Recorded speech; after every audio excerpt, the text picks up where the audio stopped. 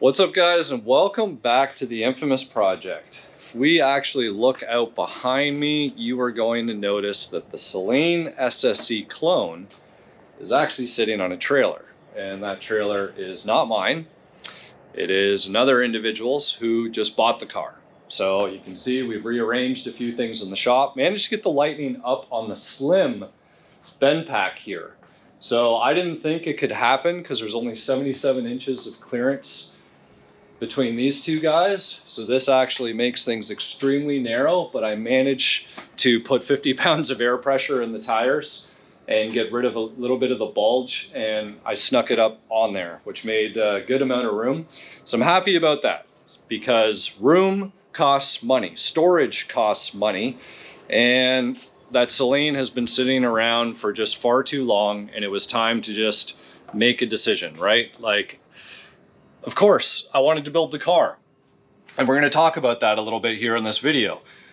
I loved the idea of that car. I loved the idea of maybe putting a Godzilla motor in it, which, you know, I've got one sitting right here, and this would have looked great in the engine bay of that car.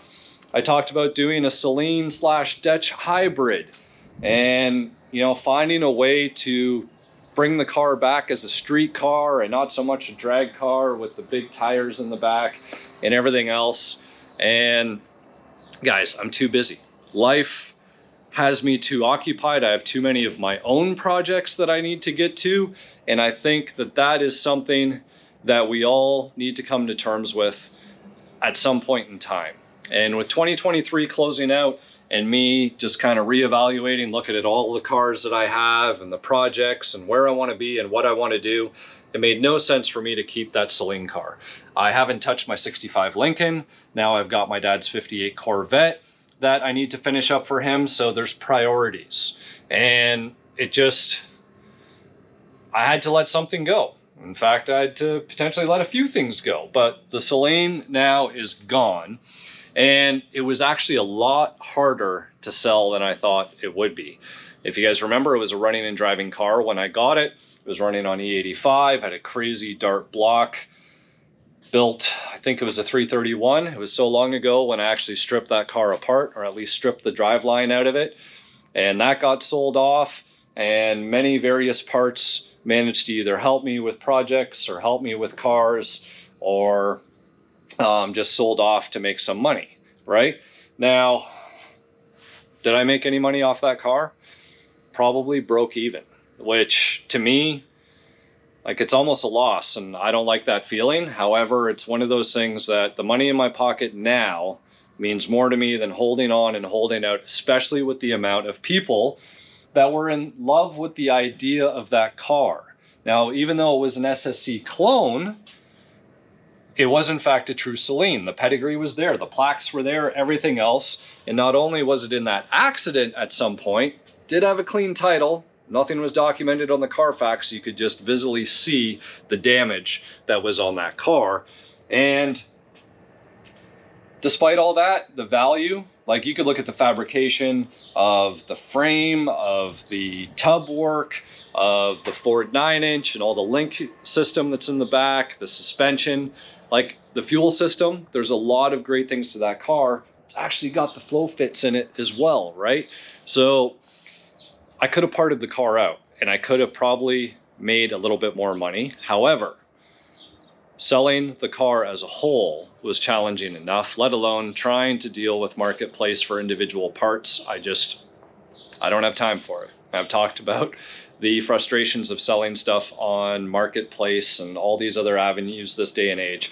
Plus, I didn't feel right stripping the car apart, right? There's a lot of little Saleen bits that are still on that car, and they belong to stay on that car, because to just strip it apart is doing an injustice. Now, you guys have seen me strip cars. You've seen me have cars crushed. You've seen me, you know, technically send some Fox bodies to their final resting place in the grave.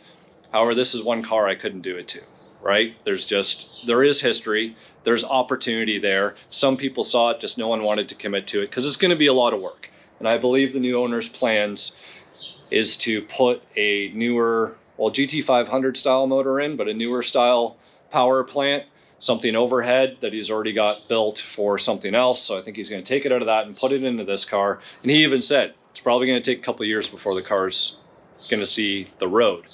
And he has numerous other cars, and he said the same thing that a lot of us are saying nowadays, that he's like, yeah, the other one that I have is too nice to, you know what I mean, cut up and do what I want to do. This one, right, he can kind of do whatever he wants and not have to worry about it. In fact, he's kind of doing a service by putting that car back on the road and then allowing it to be enjoyed and, I guess, not crushed or stripped down or any of those things. So that is the story of the Saleen, and I guess I can say I owned one.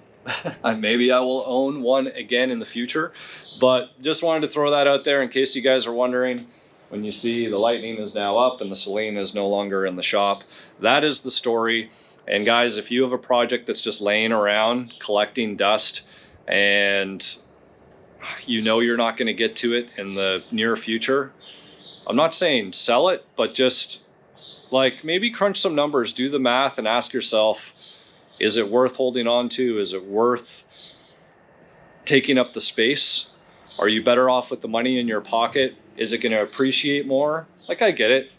Saleens are selling for crazy money on bat auctions, on Mecum auctions, or Mecum, on all these different places, but those are low mileage original cars, right? It's going to take a lot. Like, there's a lot of people that were hoping they could put that car back, you know, to stock form. Guys, the rear frames, rails have been cut. The whole front end needs to be replaced in terms of the inner aprons and everything else. It would take so much to put that car back to original. You might as well as just go buy one of those super high priced auction cars that aren't going to have that backstory of all these replacement parts and so on and so forth. Plus that crazy cage that's in there. Too much has been done to go back the other way. And that's why I was thinking like hybrid. That's why he's thinking hybrid, right? And going to be able to potentially enjoy that on the street. So there we have it, folks. I'm going to wrap this one up as the car drives away, or I guess gets trailered away for its last time. It'll be probably the last time I see the car for a long time, but you never know. Crazier things have happened, right?